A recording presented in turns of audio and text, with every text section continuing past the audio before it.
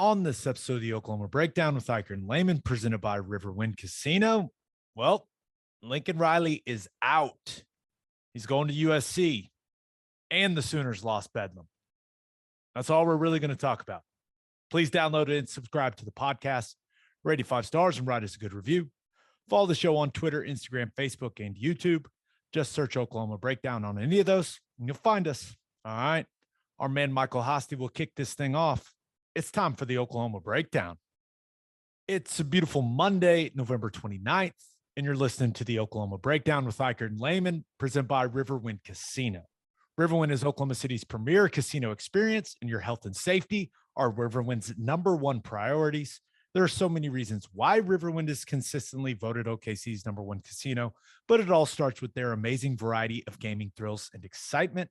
Riverwind's beautiful award-winning environment plays host to more than 2,800 of the latest electronic games with a huge selection of table games, including blackjack, blackjack match, roulette, and Teddy's favorite, craps. No matter what your game, Riverwind has it in spades and hearts. And Fridays in December from 6 p.m. to midnight, you can win your share of $60,000 in cash and bonus play in Riverwind's $60,000 Rudolph's Riches promotion. Ooh, nice, festive. Drawings are every 30 minutes, and grand prize winners will be selected at 11:59. If you need help finding your way, just visit riverwind.com. Riverwind Casino, still the one. Now we're recording this Sunday night. Please leave us a 5-star review and a nice comment. Remember, we had no hand in this. We did. I feel like I'm going to get this one out of the way because I feel like it will just build up and kind of like bubble over. What the fuck? That's exactly right. WTF, all caps. Yeah, I don't know, dude. Crazy. I knew it was a weird couple of weeks. Right. And there was a lot of smoke. There was a lot of rumors. There was a lot of uneasiness, and I was like, hey, I don't know. The rumor mill's churning. There's got to be something going on. And then, I thought he squashed it Saturday night. Little did I know he squashed the one that everyone was talking about and not the one that nobody was talking about. Wild. Okay, so let's dance around this carefully, right? Because we've been hearing stuff for the last couple of weeks from within the program. And, people that are part of that staff, several of them told us that Lincoln had been acting weird for a couple of weeks, pretty much ever since the Baylor game.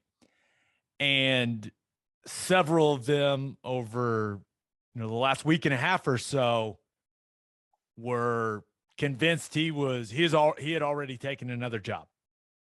And they were just wondering where it was going to be and if he was going to ask them to go with him, basically. And, I talked to some people, and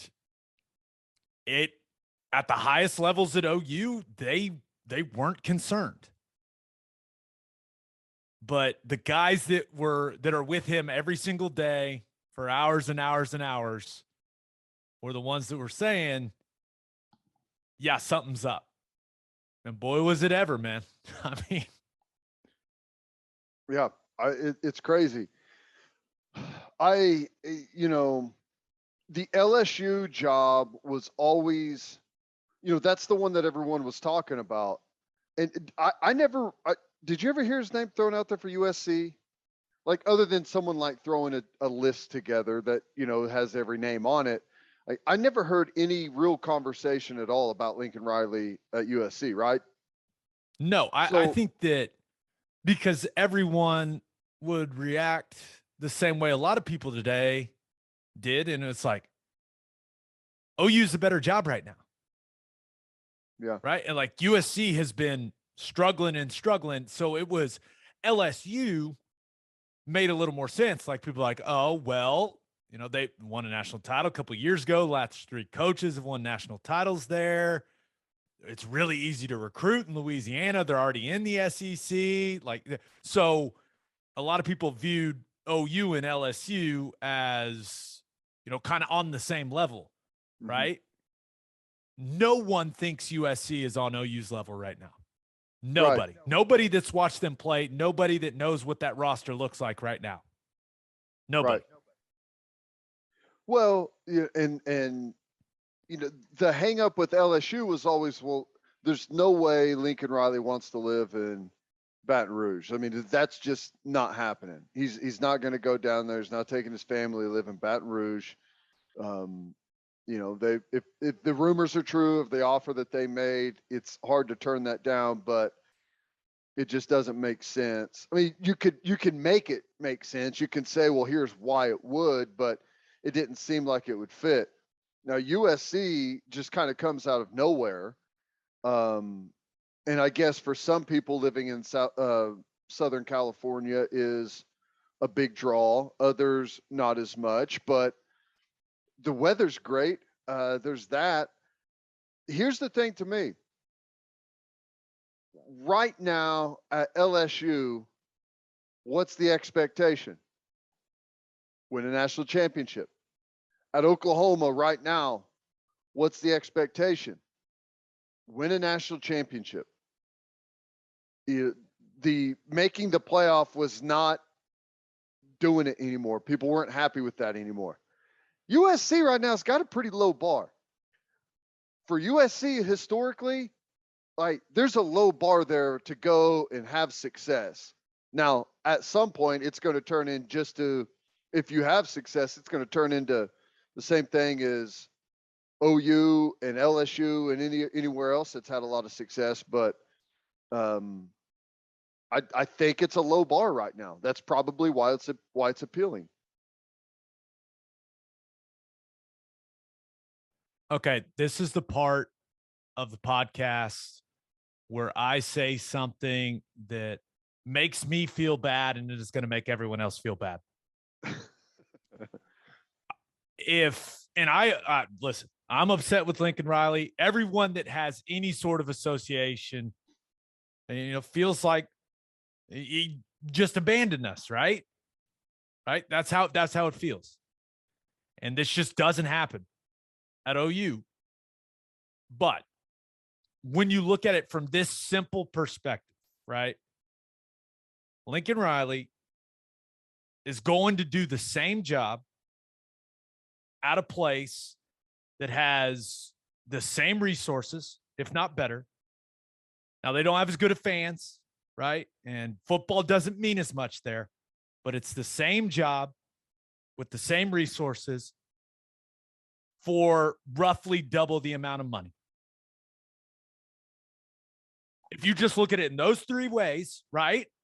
Who among us wouldn't do it?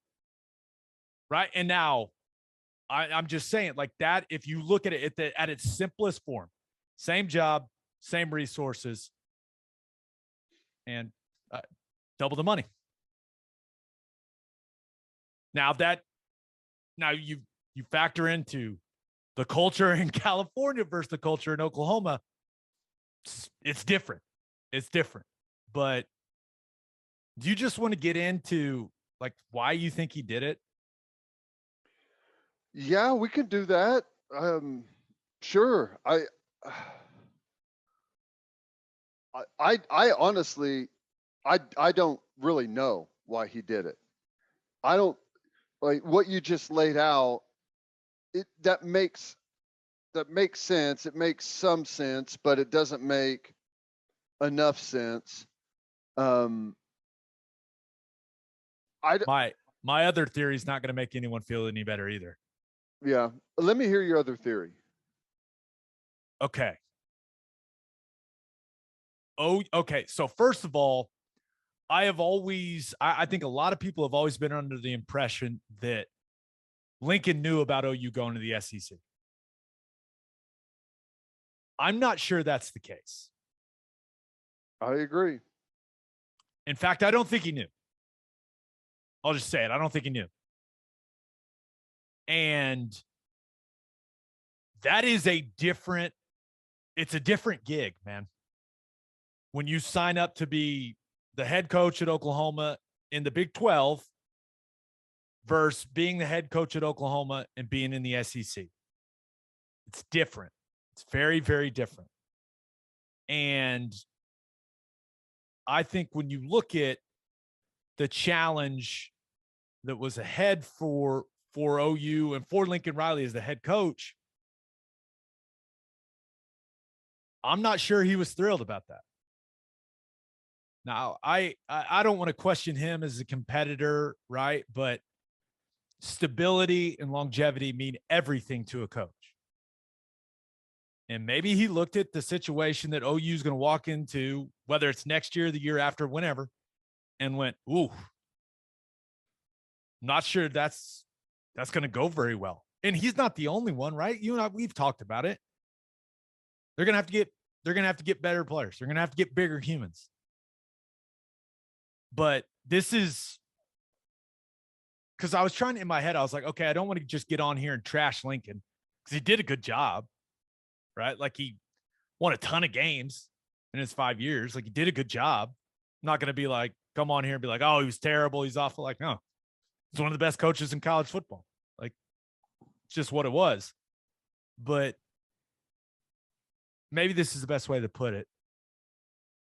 Taking the USC job is a path of lesser resistance because OU is about to be going toe-to-toe with Florida and Georgia and Bama and Auburn and LSU, and USC is going up against Oregon and Washington. I'm not saying USC is a better job. I don't think it is. I think OU is an incredible job. But when you just look at it from that perspective, man, with what the future looks like, one path, one job's harder than the other. Yeah. And you've got a state with like, I don't know, 50 million people, maybe more than that. I don't know how many people in the state of California. It's a massive state. And whenever you are any good at all, you kind of have free run of the entire state as far as recruiting. And there's a bunch of recruits out there. So yeah, it's definitely the path of least resistance. And I'm not necessarily, I'm not mad at Lincoln for leaving. And I know it's kind of comes with the territory, but I just didn't like the process, right? I don't like how it all goes down. And I know that there's probably no other way to do it, but I don't like that. I don't like leaving, like, forget the fans, but your players, your staff, like everyone that's like there depending on that program, just being like walking in one day and be like, oh yeah, well, I know I didn't tell you guys, but I'm out of here. I appreciate it. It was fun. See ya. It's just it's weird to me. And again, I know that there's not really a better way to do it, but I don't like that process. Here's the thing too, though. Lincoln Riley was a great coach. You're right. One of the best in college football. That's why they wanted him, and that's why they're paying him what they are. But I think OU is going to be just fine. This program is going to be just fine. I think there's a lot of capable coaches out there. I don't know. We'll talk about that later, but we're going to be all right. I am not worried about us football-wise at all. I think that there are going to be guys lining up for the OU job because it's a great job. And the leadership at OU, starting with Joe C., I mean, it is, I know we talk about it a lot, but Joe Castiglione is widely regarded as the best athletic director in the country. There's going to be a lot of guys that want to work for him. There's going to be a lot of guys that want to take over OU's roster. Now, what that roster looks like after this is a complete other topic. But yeah, I don't think this is some sort of death blow to Oklahoma at all. And listen, Lincoln, he's a bright offensive mind. I was not a huge fan of some of the ways he operated. I wasn't. And when you look at it, he inherited what was a really good roster and an even better culture that Bob Stoops had established. And I feel like every year that we've gotten away from Bob being the head coach, that culture's been chipped away at a little bit and chipped away at. Well, I mean, that's the thing is, can you look at either one of those and say that they're as good as they were whenever he took over the program? The answer is no. Flat out. Is he to blame for that? Well, he's the head coach. He's in charge of the culture there. He's in charge of the roster there, recruiting, all of those things. I think there's other factors, but at the end of the day, I mean, the buck stops here. And I don't know how much better off we are now than we were when he took over, if at all. Right. All right, let's keep talking about this. But first, the only place to stop when you're road tripping is Love's Travel Stops. Love's has over 560 locations in 41 states, offering 24-hour access to clean and safe places. Whatever your road trip needs are, Love's has it. Fuel, fresh fruit, drinks, and my favorite, Java Amore. That coffee is fantastic. Love's also has you covered if you forget your phone charger or headphones. They've expanded their mobile to-go zone so you can grab any of that stuff there. Make sure you download the Love's Connect app for exclusive offers from today's most popular brands. The Love's Connect app also includes a route planner and store locator. When you see the red neon heart on the highway, stop in and say hi at Love's Travel Stops.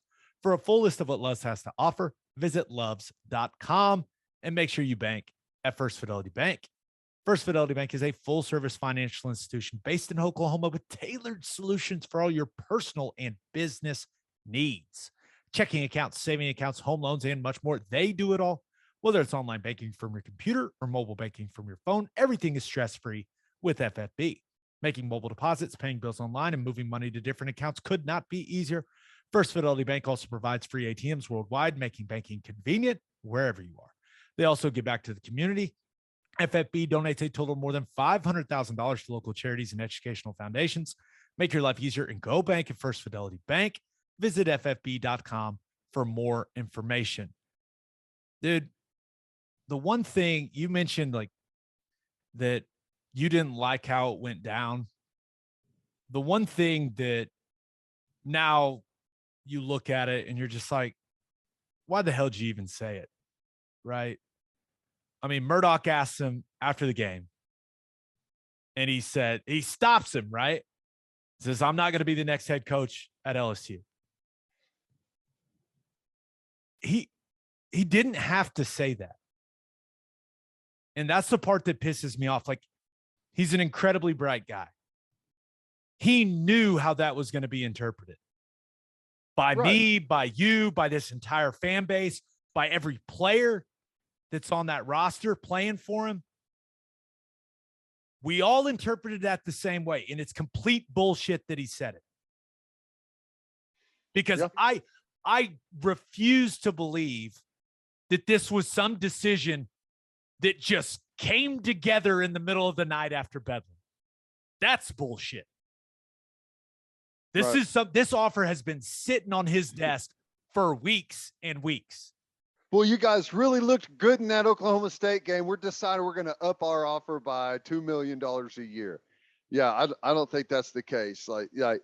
It was, my guess is, they had agreed in principle and they just didn't know the timing because obviously if Oklahoma won, the season was going to continue. Which explains why everyone that spends every day with him said he was acting real weird. Mm-hmm. So And no, the people at OU are blindsided by this. And as far as so, right, he has the meeting with the players, and well, he had a staff meeting, right?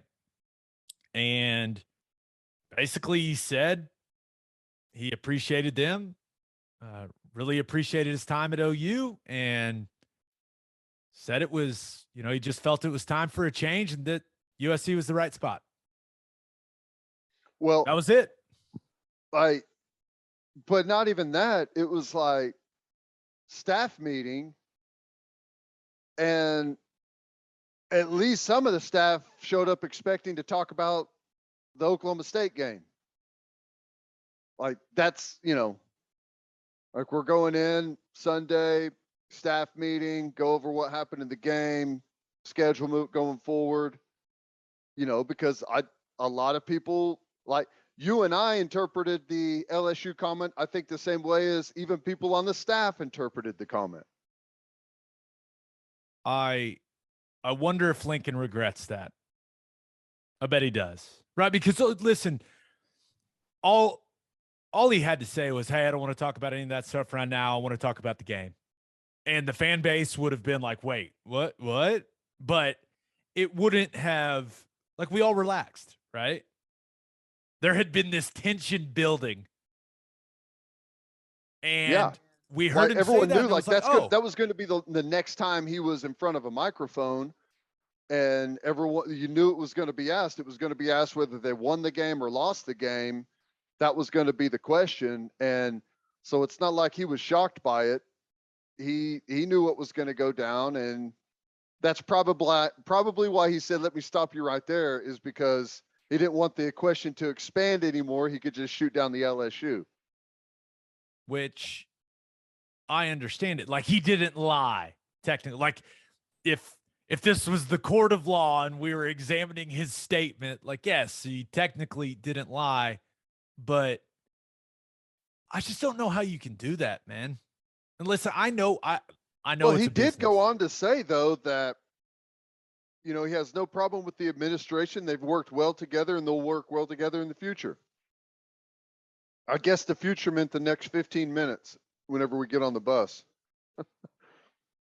Like, we're gonna eat this Red Lobster next to each other. It was Red Lobster after the game, by the way. It's still. I was partially wondering if Red Lobster still existed. I haven't been to a Red Lobster in 20 years, probably. It was chicken pasta, and I won't lie, wasn't bad. And there were 2 cheddar biscuits in there. Let's go. Ah, nice. But I just don't understand why you say that if you know you're going to USC.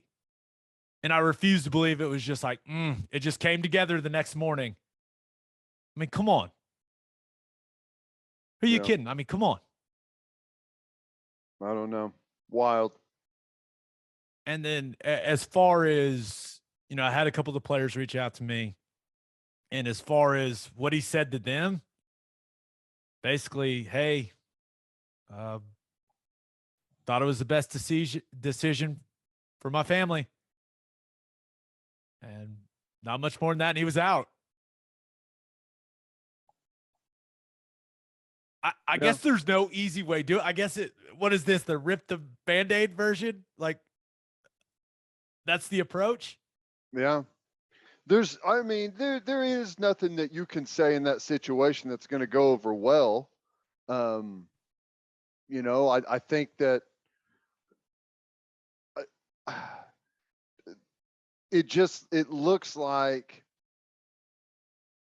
because it's always about how much you care about the players. Like, that's what you're selling always, right? It's like, whenever you come here, this is family, right? And that's been their thing for a while now. It's like a family whenever you come here. And it's weird that whenever another opportunity or a better opportunity shows up, it's like, yeah, the family's not good enough for me anymore. I'm going to a new family. So I can understand if you're the player there sitting there, maybe being upset, maybe feeling like you've been misled. But unfortunately, that's the business, man. It's crazy. And Yeah. this is the thing, man. And I know everyone has said this, but no one's walked away from OU's job in a long time. I saw our buddy Jake Trotter put it out. The last time OU lost a coach to another college job was Jim Tatum to Maryland in 1947. Lost Chuck Fairbanks to the Patriots in 1973.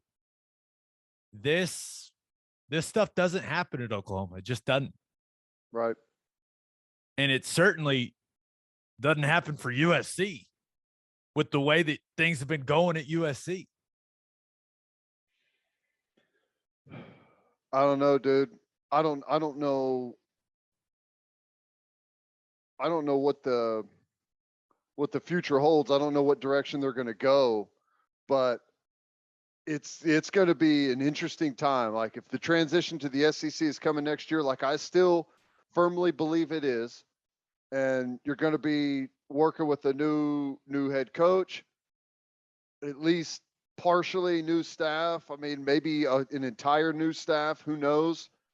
It's going to be some massive change going on, and the clock is ticking because signing day is less than a month away.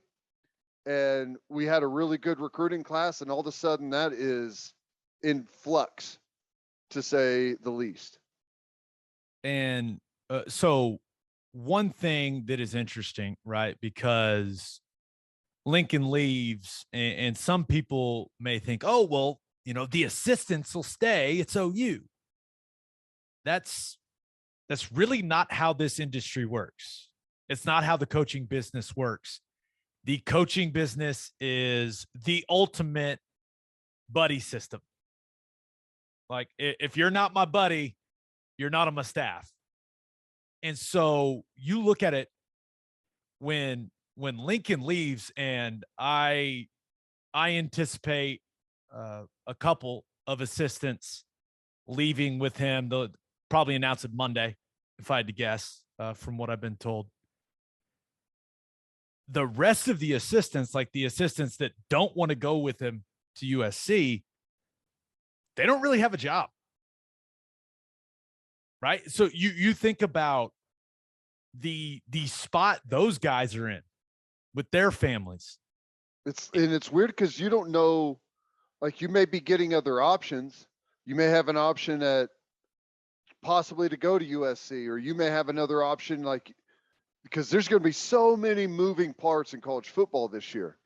Like, who knows what OU's status is for, like if they intend to make a hire really quickly, if they're going to wait, until after the bowl game. Like, who knows what that status is? And right, you're kind of forced into a position of maybe taking something that you really don't want, and you being kind of pushed into a position. It sucks. It is a really, really bad spot to be in. Like, I fully anticipate Lincoln taking Dennis Simmons, right? I mean, those guys have been boys for forever. Think they were in each other's weddings. Like, I'd be shocked if Dennis stuck around. And it's like, it can't really say anything to the guy. Like, it is what it is. But, I'd be really surprised if Lincoln doesn't try to take Bill. And I don't know what Bill's going to do, right? I know Bill really likes it in Oklahoma. He's lived here for a long time now. He considers Oklahoma home, but O-line is like the ultimate. Normally, like a head coach and an O-line coach are tied together. It's almost like a strength coach, where it's like, oh, no, I need my O-line guy. Especially if it's like an offensive-minded coach. Yeah, and even with how great Bill is and with the reputation he's got, like, it'll be interesting to see what happens with him. Because I mean, just sticking around and not going, like, that's a roll of the dice for him, because he doesn't know who the next head coach is going to be. So, I mean, you start looking at some of the best assistants on the staff. It's like, what happens with Grinch? I think Grinch will even go. you think he'll go. Grinch is going.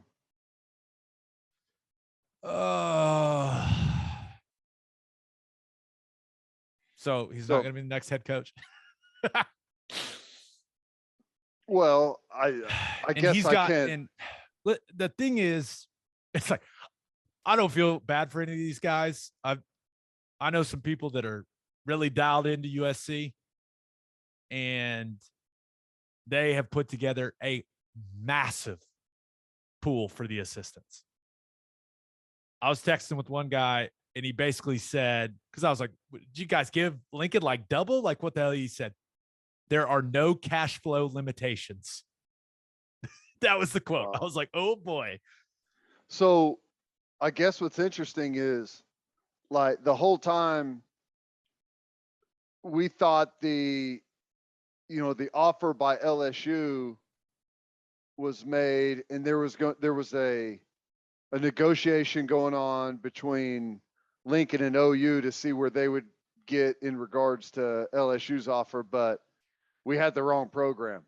That was, I'm guessing USC was the one that was outbidding LSU, perhaps. Crazy. So, well, Lincoln was almost making 8, right? And remember, USC is a private school, so they don't have to release it. Someone will leak it eventually, right? I wouldn't be surprised somewhere between 130 and 150 million over 10. That's, I mean, when you think about it, like, think about your Lincoln. Come back. Where's George Clooney when you need him? Get the paddles. When you think about it, right? Lincoln's in one of the most stable jobs in all of college football, right? OU keeps coaches for a long time. That's what they do when you're winning, right? You got to make, and let's be real, Lincoln, and this was not an easy decision for him, clearly. Like, he made this decision knowing what the reaction is going to be, right? It's not a Kevin Durant situation where he's like, oh my gosh, I'm shocked. People are so mad that I left for the Warriors. I'm shocked. I didn't see it come. It's like, how did you not see this come? It's like Lincoln he knows what OU football means to the people here, right? So in order for him to leave OU in that stability and deal with the backlash, that you got to back up the Brinks truck, I'm guessing. Right? Right? Yeah, I guess. Or he was just pissed about the SEC thing and wanted an easier path and more money. Like, there's no way he's not making more money. Like, I would say the starting figure is that $100 million deal that leaked from LSU. Like, what was it, 8 years? It was $12.5 million a year. Like, maybe they matched that but gave him 10 years instead of the 8. Maybe it's something like that. I don't know. And a bigger pool for assistants. A former USC quarterback sent a text message that was relayed to me that he heard it was almost double of what Lincoln's making now. It's crazy. Whew. Crazy money. Yeah, and I mean, but the taxes, Ted, the taxes. So he gets paid the same as he does now, you're telling me. Awesome. Yeah. No, I don't know how to feel. I don't know. Like, here's the thing. I think Lincoln Riley's a good coach. I think he's done a good job. But there's a lot of things that I would do different. And I think that the program speaks for itself. The program wins. The program has won national championships with multiple coaches. the program will be fine. Josie is like, I would be more worried if Josie had left than if Lincoln left. Right? So Josie better not go anywhere. Joe, don't even think about it. I think we'll be just fine. Now, this job it's a monster job. And you said it, there's going to be a long list of people that will be dying to coach at Oklahoma. So I'm not worried about that. We're going to get an excellent coach. And I think Joe C, people always look for the splash hire. I don't think that's Joe C's method. I don't think it's going to be someone that you're going to have to, throw a ton of money at in order to get them away from some other good gig. Joe C is going to find the right candidate, not the most, most well-known candidate. That's not going to be the case. Do you think like the differences of being the head coach at OU and kind of throw out the, OU going to the SEC and USC being in the Pac-12 and it being, kind of an easier road to winning. Do you think just the differences of being the head coach at OU and kind of what football means here and being the head coach at USC and what football means out there, do you think that had anything to do with it where you can just kind of blend into LA? Right. And I guess Pete Carroll, he became, famous when they had things rolling, right? Just a reminder, Pete Carroll's winning percentage less than Lincoln Riley's winning percentage at OU. Fun fact. But do you think that played a part? Like I don't know. There's a lot of responsibility being the head coach at USC, but it doesn't mean as much. I'll say it. It doesn't mean as much to the people out there. Yeah. Well, frankly, you can't go 9-0 or 8-0 or whatever we were at the time and have the entire fan base pissed off at you at USC. At least not right now. Like if USC was 9-0, I don't think they would be complaining about how the team looked during the games, right? But OU is with the level of play we've seen recently, the level of play we've seen, historically, we've got a smart fan base, we've got an invested fan base that kind of knew where we stood, and I'm sure he was tired of answering the questions week after week about how bad his undefeated football team was. You know what I'm saying? I mean, that probably wore on him, but my guess is this thing was already in motion before that. And that leads us back to that SEC decision, right? That maybe he was blindsided by that. That got him crossways with the administration. Also looking at like the new elements of the job and like what a down year might be in the SEC, like it makes USC look more appealing. It does. It's going to be easy to blend in. I mean, when Pete Carroll was there, I don't think they even had an NFL team in LA. Now they have two. Going to be very easy to blend. And it's certainly not a secret that he doesn't love the media obligation part of the job, but I feel like USC is a pretty big program, man. I don't know. It is. All right, let's talk some potential candidates. Let's make some guesses, Ted. But first, do you own a business? If you do, you need Insurica in your life. Insurica is one of the country's largest insurance brokers with 30 offices throughout Oklahoma, Texas, and the Southwest. Insurica is able to customize programs by accessing the latest information from many insurance carriers. They compare and contrast coverage offerings and pricing in order to design a cost-effective, comprehensive program to meet your business's specific needs. Insurica's clients become best-in-class businesses by working with Insurica's team of advisors to manage risk. Purchasing insurance is only one way to protect your business. Best-in-class businesses win by avoiding loss in the first place. If your business partners with Insurica, you'll save huge amounts of money and take back control of your total cost of risk. I'm an Insurica client, and you should be too. If your business wants to be best in class, connect with Insurica at insurica.com.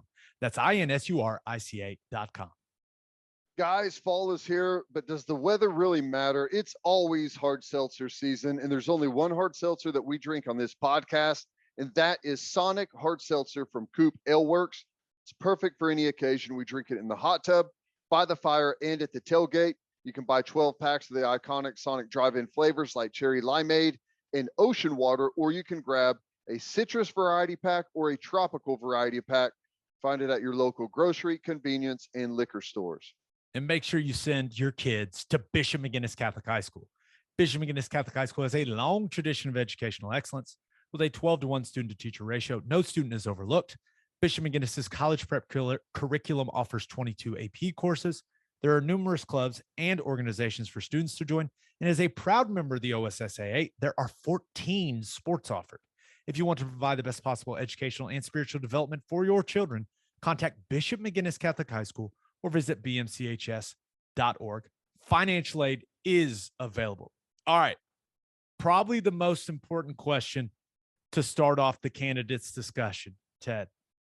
Do you think the new coach at any point will, just speaking in generalities, of course, will possibly try to prevent a former Butkus and Bednarik Award winner from going and viewing practice, or a former two-time captain and All-American center from going and viewing practice, or a captain nose guard? Just throwing some things out there. Do you think the new guy will, be so paranoid that guys that love the program and cover the program and want nothing but the best for the program are going to share secrets or anything? Do you think that's going to be part of the new situation? Maybe, but doubtful. I don't know. That's interesting. It's a good question. I think it is smart to keep some things under wraps, but I think it's also important to, allow some people around the program to see how things are going. I don't see a problem with that. Especially maybe when, this is all hypothetical, of course, when they do television and radio for the team. Yeah. We'll see. Again, strictly hypothetical, right? Strictly hypothetically speaking. Of course. Okay. Oh my gosh. I mean, who the hell's going to get this job? And it's Joe C's not going to tell anyone anything, by the way, right? He is a guy that he operates in the shadows, man. That's what he does. We're all going to send the same text. We're all going to, none of them are going to be replied to. It's how Joe C operates. And especially one of the interesting factors, man, LSU is still open. I know Billy Napier filled, he took the Florida job, so that one's off the board. But LSU is official. That is official. Yes. Okay. Or at least everyone, the same people. Official enough.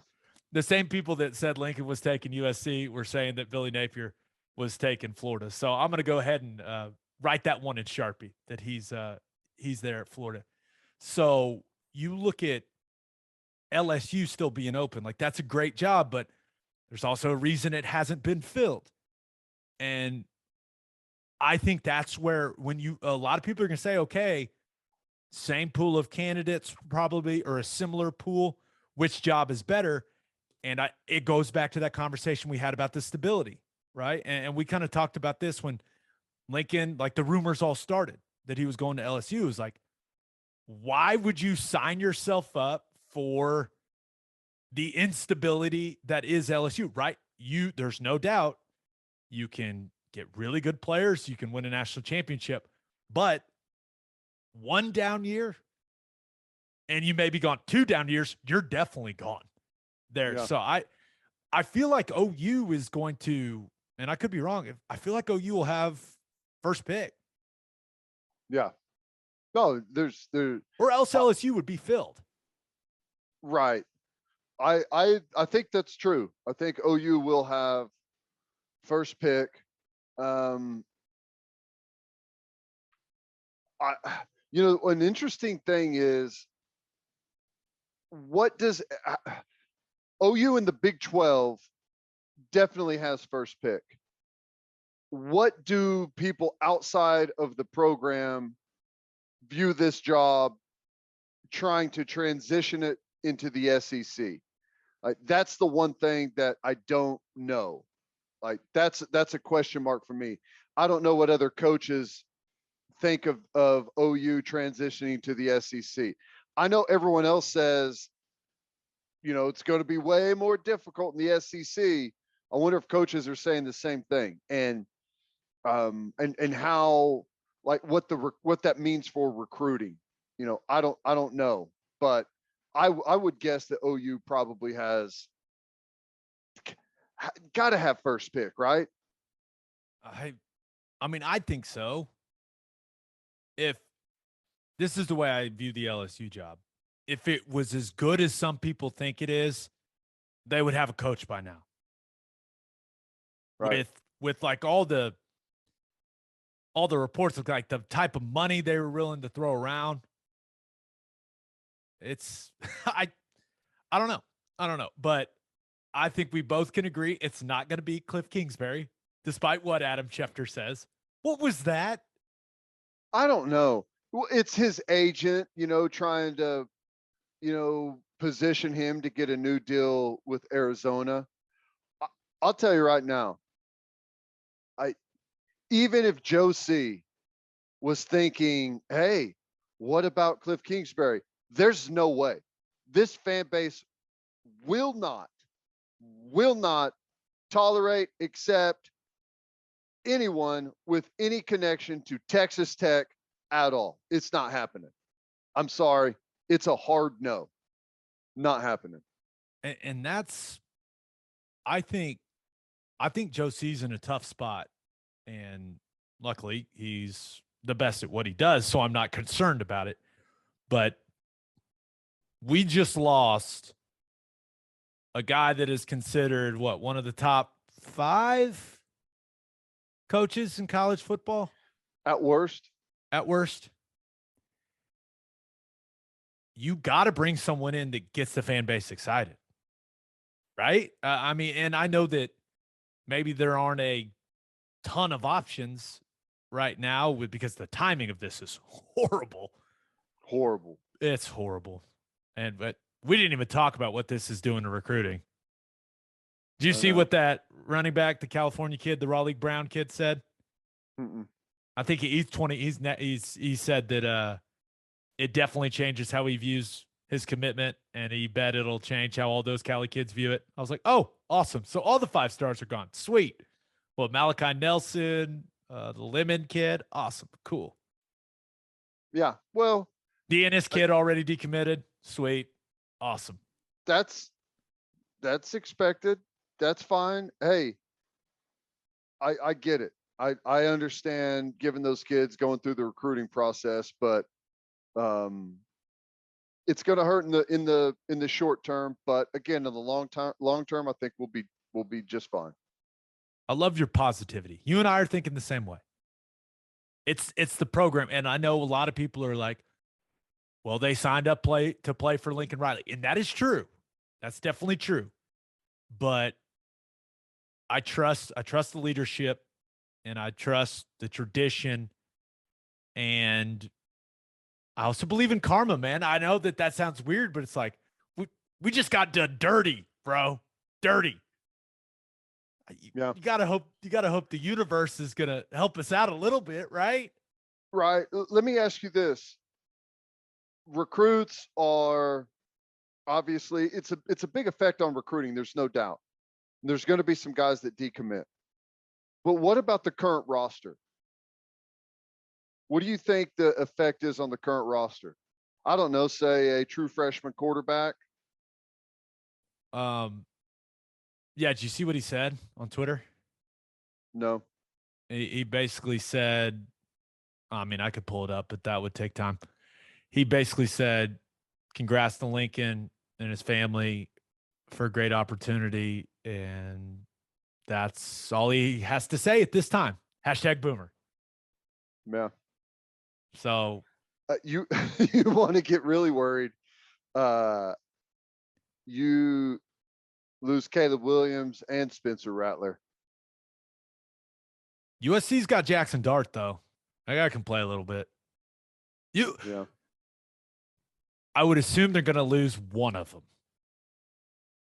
But and that's why with the early signing period in a couple weeks and with the way that the transfer portal got, oh my gosh, what the roster is going to look like for the bowl game is going to be, well, we should play a game where we guess how many guys will be available for that one. That we'll do players and coaches. But you look at just this time of year, like, do you think that OU's got time here? It seems like they need to act like now. I don't know. I know you don't want to rush a decision this big, right? But you got to stabilize this thing. That's what I'm saying. Like, we're freaking out. The fan base is freaking out. Like, everyone's freaking out. Recruits are freaking out. Like, you have to stabilize it as quickly as you can. Here's the thing. Joe C is incredibly smart. And I know that there's been some type of negotiation going between Lincoln Riley and OU and wherever his new spot is. It's not like they thought he was staying, but they knew that he was getting other offers, right? We can I guess I don't know that for sure, but I feel like that's a pretty safe assumption. So Joe C has to, at least, even if he thought it was a 10% chance that Lincoln leaves, he had to start really putting a list together. Okay, if we do lose him, if he does leave, what do we need to do? Like, what's our our plan here, and who are we going to target? What are we going to do in the meantime? So I do think that he's not like sitting around saying, "Oh my God, what are we going to do now?" He's got a plan in place, and I'm sure he's already moving on it. I don't know what his list looks like, but I know he's always had one. He's always talked about keeping a short list in his office drawer, so his desk drawer. Is this the time to break into his office? Wait, what? We would never. I stole that list a long time ago. So, as far as a list, right? I mean, who do you think's on it? I mean, who would be on yours? So like I know Mark Stoops, but why would he ever give that gig up at Kentucky? He's got one of the best jobs in the country. Yep. And I think Mark Stoops would do a great job. I think he would. I think he'd be excellent here. But I don't know that Joe C or Mark Stoops want to go down that road. Like, if you're Mark and you've done such a good job at Kentucky, you've got a really nice contract there. They love you there. I don't know that he would be excited about going and taking over the Oklahoma job, where Bob had such a nice run. I don't know how that dynamic would work. Like, I don't know that the administration and Joe C even how, like, what they would want to do with the going back to the Stoops name. I think it'd be a good hire, but I guess right now I'm saying that I think that to be unlikely. My list has two names on it. Ooh, short list. Love it. Let's go. I haven't had much time to think about it, frankly. My first choice, pretty obvious, Brent Venables. BV he's coached under 3 historic coaches. He's coached under Bill Snyder. He's coached under Bob Stoops. He's coached under Dabo Sweeney. Won a national championship at 2 of those places. Played in multiple championships now. He's got a championship pedigree. He knows what it takes. BV is the perfect mix. The Snyder and Stoops tenure that he had was the brutal, hard-nosed grinder phase of his career. Then he goes to Clemson. Dabo's a completely different guy. He is way more positive. No cursing at practice. Like it's a totally different atmosphere. So I think you get like a blend of enough old school and a different new perspective with BV. And it's clear that he is an elite coach. He's had a top defense at Clemson almost his entire tenure there. We're going to the SEC, so like I know a lot of people say that he couldn't do it here at Oklahoma, and that was the Big 12. That was a different era. Big 12 was essentially for a decent period of time playing different football than anywhere else in the country. It's not the case anymore. It's all almost the same thing across the country. Almost every offense is doing really close to the same thing. And going to the SEC, he knows the lay of the land. I know he's in the ACC, but he's in that part of the in that part of the country. So I think BV would be excellent. And obviously he knows the history at Oklahoma, has connections here, so it makes sense. Number 2 on the list, pipe dream maybe, I don't know. Maybe he doesn't like the NFL. Matt Rule. Like Matt Rule.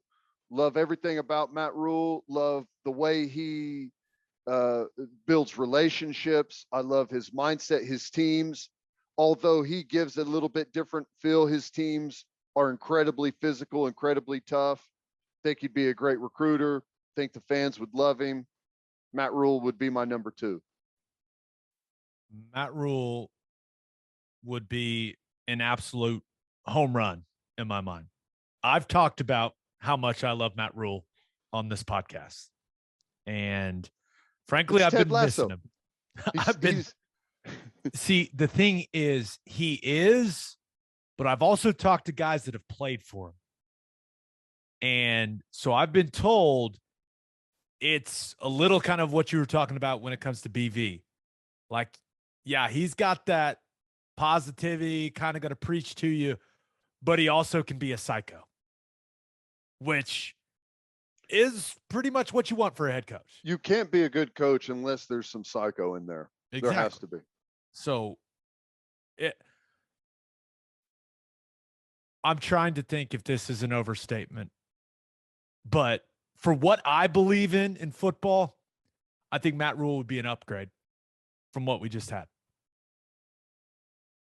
Yeah. Because I think there's a certain toughness and physicality, and we've both talked about this, but it seems to have dwindled a little bit around here. And I'm not, you were that kind of player. I was soft as Charmin, so I can't really say anything, but it was like, at least I played really hard, so it was. Hey, I didn't have a choice. There wasn't like a choice to be made. It was like, but yeah, I think Rule would be, I think he'd be great. I know that's a short list. I haven't had a whole lot of time to think about it. Heupel, while I think Heupel would do a great job, and I would have no problem with them hiring Heupel as head coach, I think that would be an incredibly difficult sell to the fan base, and maybe even to Heupel. There are some deep wounds there. Right. Yes. And I don't know if with the type of year he had at Tennessee, I don't know if I don't even know if he'd want it, right? I mean, he definitely, if Joe called him, like he's going to have to think about it long and hard, right? You better Because, call him from a burner phone without a 405 area code. yeah. Oh, yeah. But some of these other names that are kind of just floating out there, and people are just throwing stuff against the wall and hoping it sticks, right? Once again, no one's going to know who's on Joe's list. That's just not how he operates. But some people are saying Dave Aranda. I don't know why Dave Aranda would do that. He's about to have a pretty sweet gig going at Baylor. By the way, people don't realize Baylor pays their coaches. Yes, they do. They're a private school. Dave Aranda's about to be making like $7 million, $8 million. Yeah. Yep. I mean, he's about to be making big money. And once OU and Texas leave, he's looking at the Big 12 going, and I just might have the most talented roster in this thing. I agree. And it's low key. It kind of fits his personality. I don't know. He seems like he's happy there. Luke Fickell. What do we think of that? Like, listen, I like what Luke Fickell's all about, man. Tough, hard-nosed, Ohio guy. Like, if you've ever been to Ohio, Oklahoma and Ohio, kind of the same mentality when it comes to the people. But it's kind of the same thing. Like, he's about to come into the Big 12. Cincinnati's going to be paying him really, really well. I don't know. I don't know. Like, I've watched his teams. I don't know him personally. Obviously, he's a hell of a football coach. He's done a great job at Cincinnati. That name, I don't know how much of a fire that lights under the recruiting aspect of the program, and maybe it doesn't matter. Like, at the end of the day, if you go out, you play good, hard-nosed football, you win football games, you win big-time football games.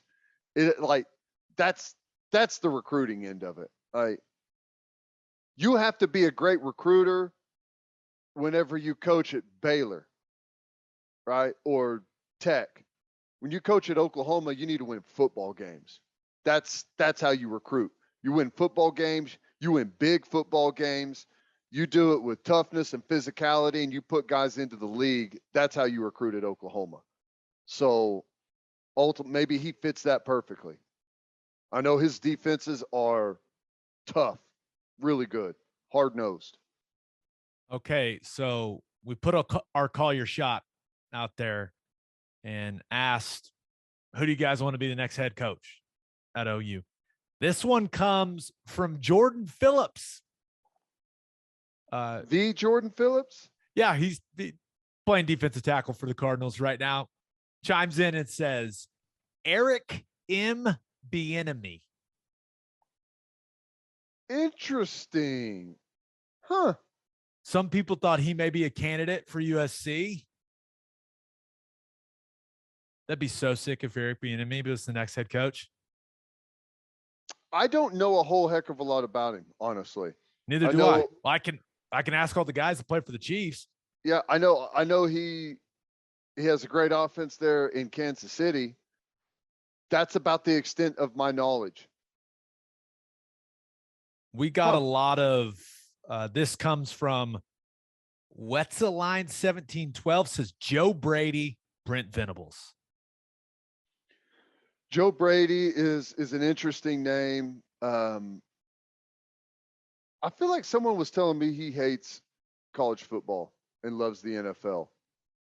Well, remember, he was in the NFL, came to college, and then went back to the NFL. Listen, right. This is, and I know that money is a huge factor. Like, let's not pretend it isn't. But why would anyone want to leave the NFL? Why would anyone want to leave like a really good NFL job? Now, once again, if you're getting $7 million, $6 million, well, there's a lot of reasons to leave. But with everything you got to deal with now as a college coach, especially a head coach, you kidding me? There's no way. The difference between those two is like what's required of you as a college head coach is insane. It is absurd what's required of you. When you compare it to the NFL, most NFL coaches have like a radio show that like a call-in radio show that they do on like Tuesday. That's it. Other than they'll have their daily press conferences and everything, but like when off season hits, it's like we're gone. We're recruiting talent. We're not recruiting, but we're evaluating talent in college football. We're getting ready for the combine and the Senior Bowl. It's all football. It's all football. It's not close. Yeah, this last one comes from Matt R. Zim at Matt R. Zim on Twitter. Says Lane Kiffin, Dan Lanning, Dave Aranda. Lane is likely the splash hire. Oh my God, that would be so fun for us. Lane Kiffin, I would rather hire. You can name literally any person on the planet. Doesn't even have to be a football coach. I'd rather hire that person than Lane Kiffin. There is no chance in hell Joe C would hire Lane Kiffin. There's zero chance. None. Less than zero. Too many off the field shenanigans for our man Lane. Oh my God. He's a clown. He's a football mind, but he's a clown. There's no chance. Lane Kiffin is a hard no. Hard no. It's going to be really funny if he takes this job. That's the first thing I'm playing him. I'll find something else to do with my time. I won't be like associated with it at all. There's no way. Well, there you go. That's how Ted feels about that. I guess we got to talk about Bedlam, right? Do we? Yeah, we do. You're right. All right, let's do the last ad read, and then we'll talk Bedlam. You're up. All right. Concussions are a part of football, and they don't have to be a part of your pool party. Nip the slip with Soft Rock's rubber safety surfacing and spend more time enjoying your outdoor parties and less time worrying about a slip and fall on your pool deck. Soft Rock of OKC specializes in customized slip-resistant decorative rubber surfacing for your pool deck, patios, walkways, and gym floors. Local business owners Heidi and Cody Clark at Soft Rock of OKC are ready to help you prevent that next slip. Visit softrock.com/OKC. That's SOFTROC.com/OKC for more information. The Clarks also own the Driveway Company. The Driveway Company has tailored solutions to eliminate all of your driveway problems. They can repair cracks, clean and seal your rotting grass-filled joints to prevent water damage, ultimately saving you thousands of dollars in future repairs. Visit thedrivewaycompany.com/OKC for all of your driveway repair needs. Learn more about Soft Rock and the Driveway Company by visiting their Facebook and Instagram pages or by calling 405-294-9834. And if you are a whiskey or bourbon drinker, stop what you're doing. Head to your favorite liquor store and buy some Balcones products. You got to grab some of Balcones Lineage single malt whiskey. It was just voted one of the top 20 whiskeys in the world by Whiskey Advocate, and you'll be shocked by how affordable it is. Also, you got to snag some of Balcones Baby Blue Corn whiskey. It's made from blue corn. That's the fancy corn. And that is why it has won more than 25 awards. Last but certainly not least, you got to buy some of Balcones pot still bourbon. Its big flavors make it the perfect bourbon to drink year-round. In 2012, Balcones Single Malt won the Best in Glass competition, beating brands like Johnny Walker and Macallan, and became the first American distillery to win the competition. This stuff is the real deal, people. If you love great whiskey and bourbon at a great price, then Balcones products are the only way to go. The whiskey may be made in Texas, but the owners are from Oklahoma. To find a liquor store that has it, visit balconesdistilling.com. Well, okay, first and foremost, Oklahoma State has been the better football team for the last, 2 months? Probably so, yep. And they're the better football team on Saturday night. And you look at it, Sooners take a 9-point lead into the fourth quarter, and they lose the game. Ted, do you want to start? Are we supposed to be pissed about the officiating? Do you want to start with the special teams nightmares? Like, where do you want to? How do we want to approach this? Let's start with the special teams nightmares.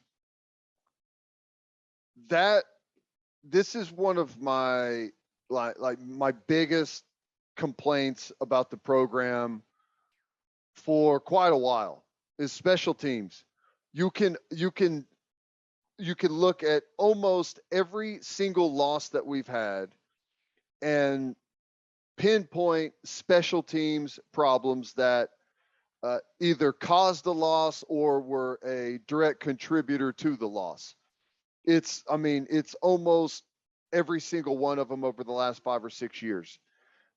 We are not, and this is like a deeper problem to me, and we've talked about this. We are not a detail-oriented program. Special teams is one with details. Special teams is one with effort. Special teams has to be kind of ingrained in the culture of your program, not just a waste down where, the ball's being handed back to you and it's not an opportunity to make a play. We've been in the Big 12. We've had the best roster in the Big 12 for as far back as really we can remember. Maybe only a handful of times has Texas had a better roster than us. Other than that, it's been us. If that's the case, we should absolutely punish every other team we play with special teams. It shouldn't even be close, but it's been the opposite for about as long as I can remember. Okay. So that's coaching.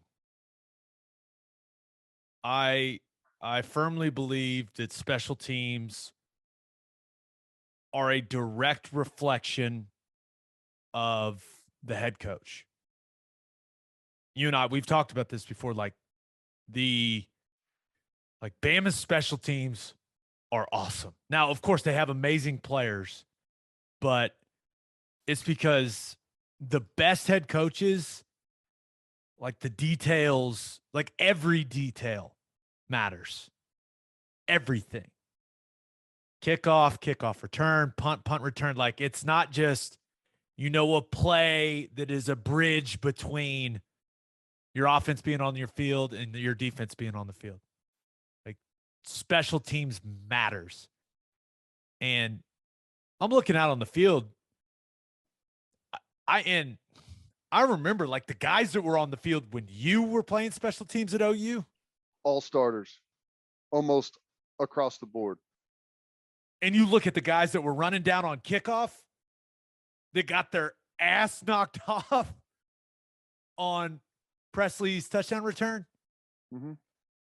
And I'm looking and go, why are some of those guys on the field?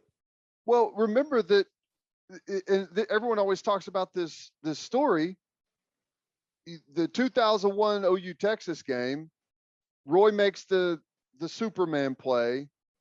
And then on the kickoff, the very next play, the kickoff, he goes down and makes the tackle on the kickoff. That's like the best defensive player in the country, of a top 10 first round pick, and he's on kickoff team. And frankly, he was on kickoff, punt, and I think punt return. Kickoff, punt, and kickoff return. He was on 3 units. So yeah, that's the part of it, man. It's all about what you emphasize. So there's that. We did get a nice special teams break in the game, a gift. Right.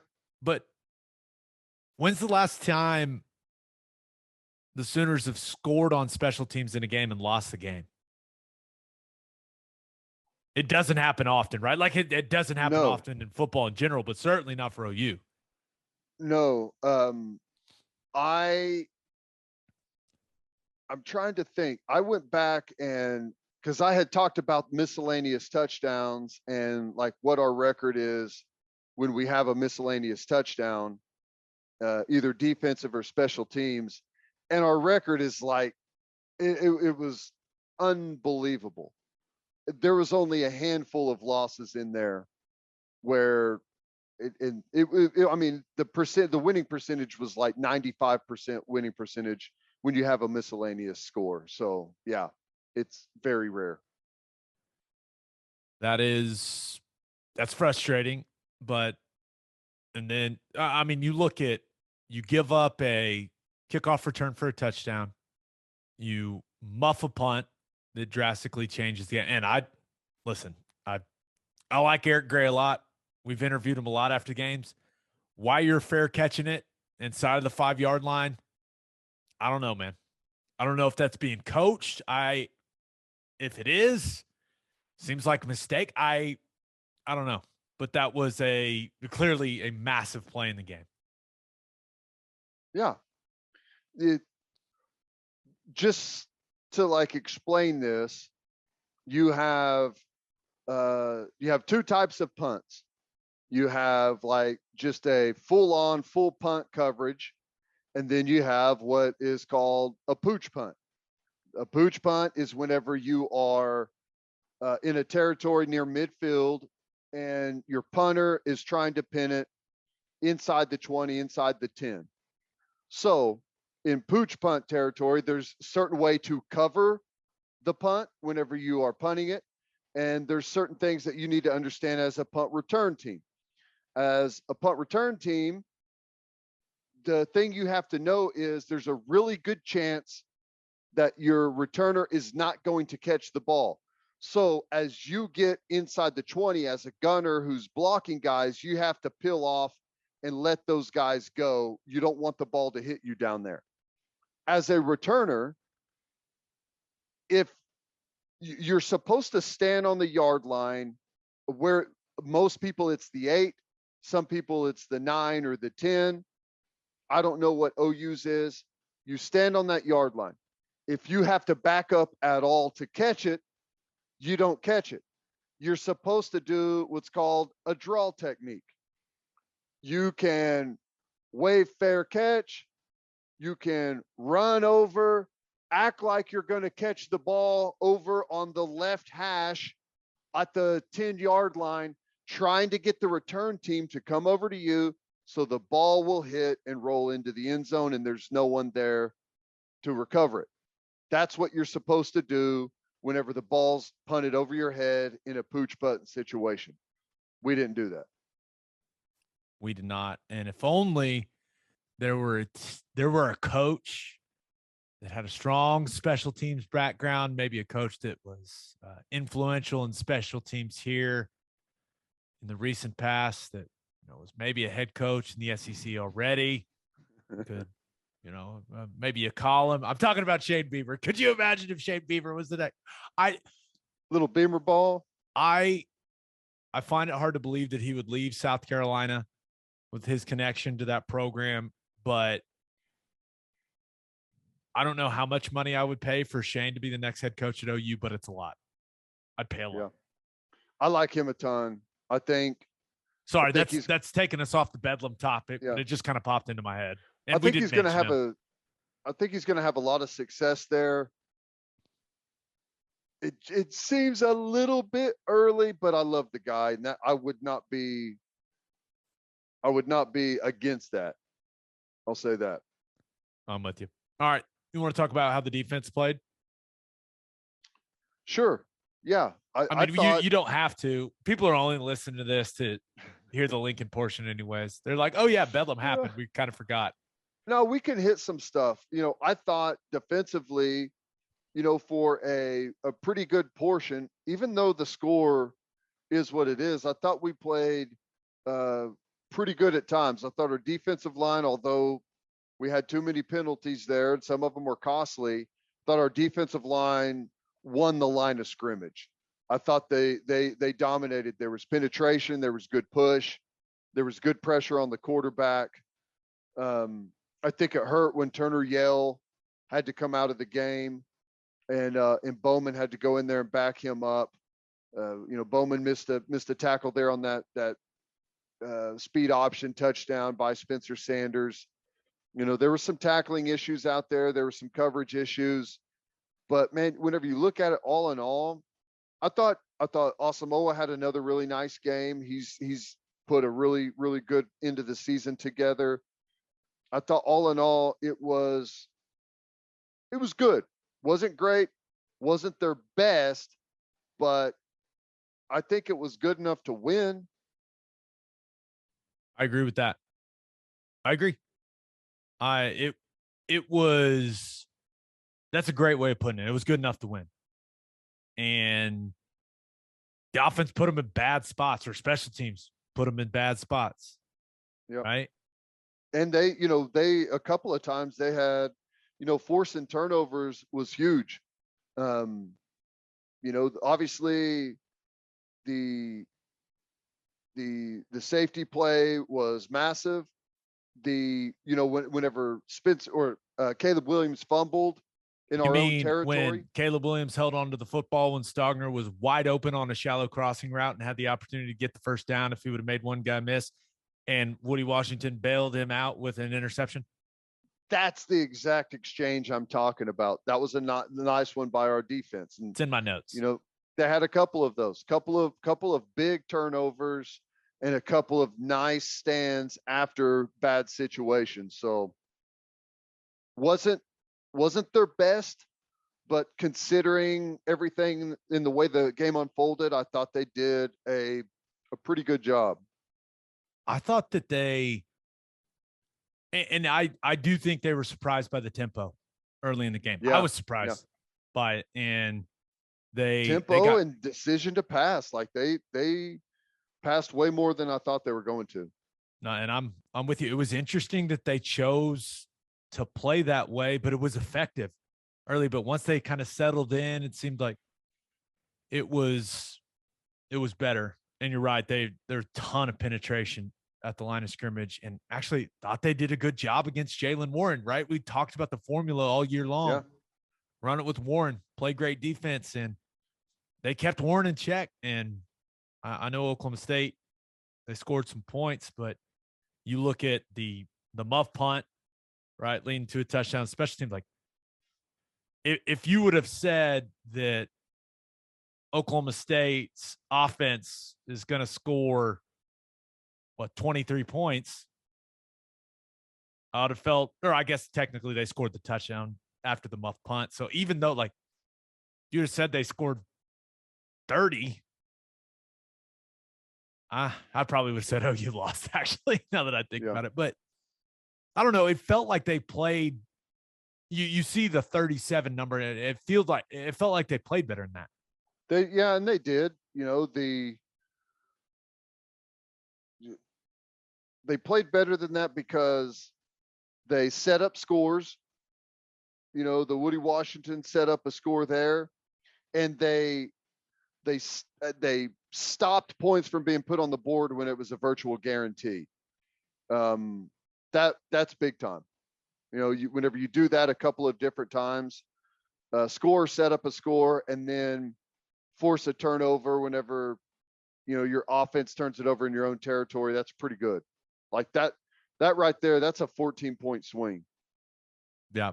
Okay, before I talk about the offense, let's talk about the officiating, because a lot of people complaining about it. I don't know how you pick up that unsportsmanlike conduct. I don't know how it was unsportsmanlike, and then all of a sudden it was sportsmanlike. I've never seen that in a situation like that, where the guy throws the flag and the refs get together and they're like, guys, if we call this, they're going to throw more beer at us like they just did a few minutes ago. And we might get hit with the beer and it's going to hurt. It's going to be cold and it's getting a little chilly out here. So we don't want to get wet with the beer. Cause maybe we could get sick. What was that? Yeah. I don't know. That was a very weird situation. And I don't know what went on there. I don't know what that conversation was. Maybe the conversation was because that was like one of the loudest moments of the game.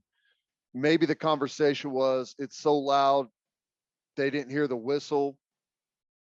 and because it's so loud and maybe they didn't hear the whistle, like is does the punishment fit the crime here? Because it was like 3rd and 70 or whatever. Right. So I don't know, like that, the way it unfolded was weird, made it look really bad, but I don't have a problem with the end result. But it ended up being a really bad look picking that up for sure. Yeah. That had all the the Big 12's just trying to screw OU people Exactly. up in arms. Caleb Williams got a hit, and that was a late hit on the long run. It was. I was shocked that wasn't called. Now, Christian Holmes, hell of an effort play, but also a loaf by Mike Woods. Had the opportunity to block him, turned it down. So that he should have never hit him because he should have been blocked. It's crazy. If you don't know what I'm talking about, go watch the play. The eye in the sky does not lie. And then the no call pass interference on Trayvon West on the last drive, I think it was pass interference. He was interfered with trying to catch the pass. You and I kind of disagreed on this after the game. You said you didn't think it was PI. I think it gets called in the first quarter. Right. There's a couple of factors. I think it gets called in the first quarter, and I know people hate this, but it's like whenever you take a shot with 4 seconds left in a basketball game and the ball's rattling around and there's like an offensive rebound and you're trying to put it back and someone's got you in a rear naked choke and pulling you backwards. Like nothing's going to be called in that situation. They don't want the foul to decide the game. I think that is kind of what was going on there, with an added element that I talked about leading up to the game. And we talked about it. Whenever you have a reputation for playing really good defense, whether it's right or wrong, you are allowed to get away with way more in the secondary when it comes to covering wide receivers. So I think those two elements are probably why it wasn't called. Yeah, I mean, if you freeze frame it and go slow motion, it's pass interference. But the picture was everywhere. Yeah. Offensively, didn't score a point in the second half. It's not good enough. We'll see if USC scores points in the second half. We'll see, I suppose. Yeah, well, it's interesting the change in some of the mentality Oklahoma State and how they called plays. Way less aggressive, which is crazy because they were down. And I feel like in the first half they tried to get cute. In the second half, they just kind of, went back a little bit more to what had got them there. I know defensively that's not necessarily the truth, but offensively it kind of was. But yeah, it was really the game, a tale of two halves for sure. Okay, so I do want to give Lincoln Riley some credit. He thought this is what Jim Knowles was going to do coming into this game. Talking to some guys on the staff, Lincoln was convinced, hey, they're going to play a ton of zone, majority zone. And he was right. And I think that Jim Knowles deserves a lot of credit. I think the guy should win the Broyles Award. Well, I've talked about this a lot, but one of the most dangerous sayings in coaching, in my opinion, is we're just going to do what we do, guys. And that's not what Oklahoma State's defense did. They didn't do what has made them arguably the second best defense in all of college football. They did what they had seen OU struggle with. And I think Jim Knowles deserves credit for that. Because when you're getting the results, the type of results they're getting, it takes I mean, you have to, you can't have pride. You have to trust what your eyes are seeing and say, hey, this is what we're going to do. Because Caleb Williams is struggling against it. And it was a battle at the line of scrimmage, man. It was a battle. Now, Oklahoma's O-line, they took turn getting their ass kicked. But altogether, they ran it pretty well with Kennedy Brooks, had some big, long, explosive runs. The QB run game is shit. It's awful. Take it to California with you, Lincoln. It's terrible. Yep. The RPO QB power lead, that's just rip that one up. Take it out of the playbook. It's awful. But too many moving parts, takes way too long to develop. And that describes a lot of their run game. Yeah, just put the pressure on the in man on the line of scrimmage in the zone read. It doesn't need to be all that difficult. Doesn't need to be that complicated. But from a coverage perspective, the reason, I think Jim Knowles deserves so much credit going into this game, right? It was no secret. Caleb Williams was struggling against zone coverage. So what did Jim Knowles do? According to my chart, he played roughly 80% zone. And this is a defense that has played roughly 80% man concepts coming into this one. That's good coaching, man. I mean, that's good coaching. That is saying, guys, I'm going to put you in a position to succeed. And they executed it really, really well in the second half. Really well. And they got after Caleb Williams a little bit. There was some pressure. Some of that he brought on himself, just holding on to the damn ball. One thing I will say about that's critical, though. Whenever you think about that, would we give up 6 sacks in the game? And 9 combined the 2 weeks before. So in the last 3 games, we gave up 15 sacks. That is going to get you beat every single time. And it goes back to Caleb Williams not seeing the zone well. He doesn't understand it. It looks like everyone's covered. It looks like there's a million guys back there, and he freezes and he can't pull the trigger. Which begs the question, should Lincoln have gone to Rattler in that game? It's hard to, and I know you look at the late run that, gave them a chance to win, and they weren't able to finish the job. But obviously Rattler's not doing that, but I'm not sure they're in that spot if Rattler's in the game. Right. The way they played him defensively, with how ineffective Caleb Williams, in the called QB run game was, I don't think they would have been any worse off. Yeah. I mean, we'll never know, but never know. It's funny, dude. You go back 21 years to 2000, whenever the national championship team played OSU in Stillwater. I think the final of that game was 12-9 or something like that. They dropped 8 against us the whole time. And our offense struggled, could not move the football at all.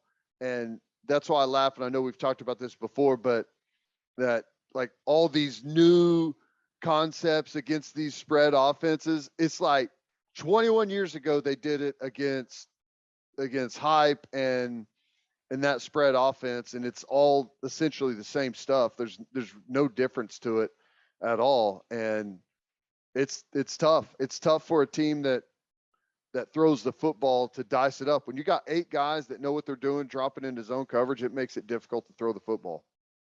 Yep. And who knows if he's going to be the quarterback at OU next year or not, right?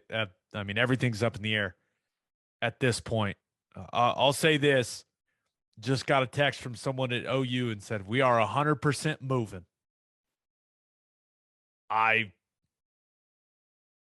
So they're on it. They're looking for their new coach, man. So we'll see. But I will say this about Caleb Williams, from everything I've been told, he works extremely hard and he cares. And those are two really, really good characteristics to have as a quarterback. And I think he'll get much better. But he struggles doing the boring things, the boring parts of the position that are the difference between being mediocre and being great. He does not stress the little things enough.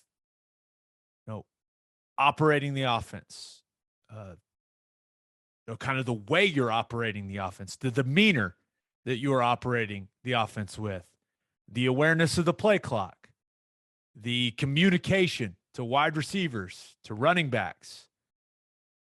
And he struggles with simple throws, right? I mean, he throws one backwards to Eric Gray. I mean, he throws one. He got a similar throw to Marvin Mims earlier in the game and just throws it into the ground. It's like he needs to become obsessed with the boring parts of playing quarterback. Mm-hmm. All the good quarterbacks I played with, like Drew Brees it was just an obsession when it came to those small, little, boring details of playing the position. Yep. And that's why those guys are the way they are. I was shocked that his deep ball never developed this season. And, I understood it early whenever he first came in because, he hadn't had a whole lot of live action, and it's always different in live action. The guys are moving faster in live action than they are in practice. You can never replicate it.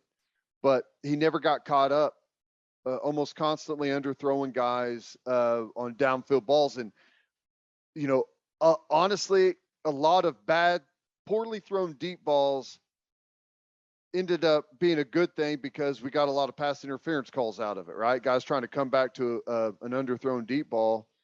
And, I don't know. He never really figured out that timing aspect of throwing it downfield.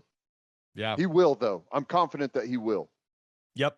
And we'll see if it's in no U jersey. But you look at, he missed the one to Mike Woods early in the game. He missed Trayvon West, really close, but both of those just slightly off. Do want to mention some of the positive things. Stogner and Willis both had sick touchdown catches where they lost the hell out of guys. Great. I loved that. That was all. Seeing him come out, run out of that injury tent with the sleeve on his knee. He went down awkward on that one play. He's a tough dude. Give me Braden Willis any day. I love that guy. I love what he's done here as a Sooner. And to see him go up and get that fade over the top of a guy was awesome. Get the toes in. That was sweet. Brian Darby scored a touchdown, first touchdown of the game. I mean, hey, until you make a name for yourself, man. You make big plays like that as a young player in a game like that. That's big time. One of my other notes, the slow developing Q. Sometimes, like I jot down notes when I'm rewatching the game, and this one says the slow developing QB run game sucks ass. It's terrible. I'm not a fan of like just the gap scheme stuff that we run with the double pullers. If you face a team that comes up and sets an edge on that and goes and hits it, like it turns into like tackle for loss city, because you can never get going and never get the thing going downhill. You got those big guys running lateral, and a couple of times Oklahoma State came up and set the edge, buddy. They did it physically. Jeremiah Hall got blown up on one of the plays early on. So, stuff takes a long time to develop, and if someone comes and forces it, it gets really difficult to make any hay. Oh, that was a great reminder. Perfect execution of the oh shit screen to Jeremiah Hall. That was great. Yep. That's about as good at, like, the only way it gets better is if he goes and scores. That was perfect execution. Or if he goes to the ground, and does the little barrel roll on the ground and then gets up. We had that one in high school, and we called it TE wounded knee. fall down and then run the oh shit screen. TE Oh my wounded God. knee. But that was great. That was great. Just trying to point out some of the positives. Thought, man, Conjul, the bad snaps at the end kind of ruined what was, and he got his ass kicked really bad on one, gave up a sack. But, I thought all things considered, if he wouldn't have had that string of bad snaps at the end of the game, like he played a pretty decent game. He held his Swinson, I own. just hope he's okay. Yeah, I know. Yeah, that was bad. That was a scary situation. I've never seen the doctors lay a guy on the bench like that and elevate his feet. I don't know what was going on. I know he had the flu, but I don't know. And so did Conjul had the flu earlier in the week too. And that dude battled. Yeah. He did a good job. That nose kept trying to pull him, and he was getting ragdolled, but he stayed in the fight. That was pretty good. He battled, man. Thought Marquise Hayes did some really good stuff. Was physical at times. I know he had the penalties, but a couple of them, it's like, okay, that's just bad luck with where the ball bounced. And one of them was on the stupid QB read RPO play that, God, hate that play. So, but Tyrese Robinson had a rough stretch in the fourth quarter. I mean, rough stretch. And yeah, he's going to look at that and not be overly thrilled with the way that he played in that portion of the game. That knee pretty much the last 2 he or did. 3 games, Doesn't right? look, it doesn't look like he's moving around very well. And then Chris Murray, his lack of length really got exposed at times in this game. And I'll say this, man, Oklahoma State's defensive line, they're exactly what I thought they were. There's no weak links, none. They go too deep across the board, and they're strong, they're physical. And really, ultimately, I think the last play of the game kind of describes how this game went, Ted. And I think OSU just wanted it a little more, man. They just wanted a little more. Like, last play of the game, Colin Oliver is army crawling to grab Caleb Williams' ankle. Yep. Like literally giving it everything he's got. And that was kind of the difference. And now who knows what the players for Oklahoma think. Like, clearly some distractions going into this one, but I mean, they'll never say that's an excuse, but we both know that, those conversations, like, there are questions being asked, like players are asking their position coach, hey, is Lincoln leaving? Yeah. The week of the game, 2 days before the game. So those are all excuses. You got to give Oklahoma State credit, man. Nope, you do. They deserve to be in the Big 12 championship game, and I think they're going to go win it. I do too. I think they're going to win it, and I think they're probably going to go to the college football playoff. I'd be shocked if they were held out of it. I guess the one thing is if Alabama beats Georgia, but the way Alabama's been farting around, I don't see that happening. Maybe they do. It's Alabama, but I think Oklahoma State's going to earn a spot in the college football playoff. And I'll tell you, they set the tone in that football game on that kickoff return for a touchdown whenever about 3 or 4 guys came up and just smashed our coverage unit right in the mouth over there on our own sideline and opened up a huge gaping hole. Like, just physically punished us on that play. And they set the tone. They set the tone in the football game. Yep. All right, we'll finish up with birthday shout-outs. Yes. We got to finish up positivity, right? Yeah. Like, Riley left, bailed on us. Sooners lost in Stillwater. Not playing it. What did we do? They're not playing in the Big 12 championship game. What the hell did we do this week? I don't know. Who knows? I guess watch the game and think and just put ourselves through the misery, saying how bad we should be there and how bad we'd beat both of the teams. Even though the Sooners lost to both of them? Yeah, even though. Do you think, let's say we win that game, does this whole thing get put off? Yeah, till next week. Listen, this was not. I refuse It's like to the believe. dam was ready to burst, though. You know what I'm saying? No, I feel you, but I refuse to believe that this wasn't just this was going to happen, right? Right. I mean, it was going to happen, and that's fine. And appreciate you like we're going to be. There are going to be a lot of hateful things said about Lincoln Riley, right? Let's just be real with how much football means to the people here in Oklahoma. But man, I appreciate what he did, right? I appreciate what his wife Caitlin did. Like, she was always extremely kind to me. She didn't have to be nice to me, and she was awesome to me. And they did a lot of great things in the community. Like all this, I know that this is going to be his legacy, right? Leaving. But he did do some good things, right? Brought a lot of people a lot of happiness, a lot of people a lot of sadness. But yeah, his legacy is going to be leaving, and that gigantic house that he just finished building, literally like a couple weeks ago. How much is that thing costing in Beverly Hills? In Beverly Hills, oh my God, 30 million? At least. Yeah. I don't know. Where do you live? Because USC is kind of like more downtown. Where do you live if you coach at USC?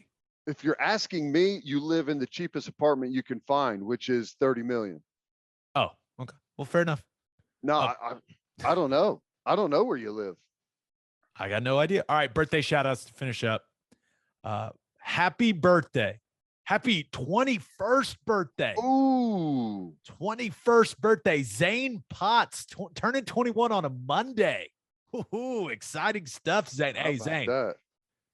Have a good time, but nothing crazy, Zane. Come on, buddy. Be glad it's a Monday, and I'm sure there's still going to be maybe a hangover involved, but keep it smart out there. Happy 32nd birthday to Dr. Peter Clark. Dr. Peter, eye surgeon. Ooh, fancy man. Ooh, all right, Doc. Happy birthday. Man, his buddy said he loves pounding Sonic hard seltzers when he's not doing eye surgery. LOL. That's good. It's good that he doesn't combine the two. Yep. Happy birthday to Melissa Cloud. Happy birthday, Melissa. Happy birthday. And last but certainly not least, happy 21st birthday to Seth Anderson. Ooh, couple of 21s. Happy birthday. Keep it safe out there, Seth. Boomer Sooner, Seth. And on that note, episode 168, I think that's right. I don't know if it's right or not, Ted. I don't know. There's been a lot going on. It sounds right. It's the Lincoln episode. We'll remember it as that. Yeah, 168. We'll have a new podcast that'll drop Thursday morning. I don't know what the hell we're going to talk about on there. We'll preview the conference championship games that OU's not in. Candidates. Coaching candidates. Candidates. What do you say? Candidate. Same. All right. Just a reminder, you can hear this is so stupid. Just a reminder, you can hear Teddy from 2 to 6 on 94.7 The Ref. You can hear me from 3 to 5 on Sirius XM Big 12 Radio, channel 375. Hope you all have a great week. Until next time, we appreciate you all for listening. Do what you always do, Oklahoma. Take care of each other.